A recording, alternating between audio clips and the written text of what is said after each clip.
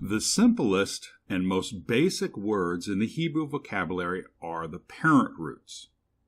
These are words that are formed by putting two letters together, such as the word El, meaning God, Esh, fire, Bar, grain, dog, fish, Dam, blood, Har, mountain or hill, Yad, hand, Lev, heart, Lech, walk.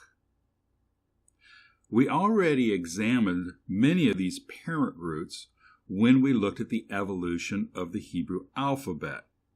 For example, we saw the Hebrew word Av, which is the letter Aleph, which is a picture of an ox head, and means power, strength, or chief.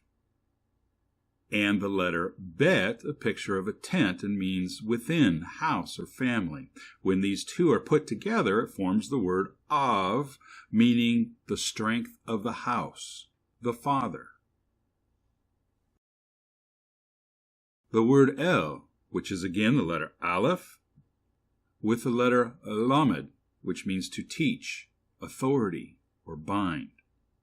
When these two letters are combined, it means the strong authority and is the Hebrew word for God, or more literally, mighty one.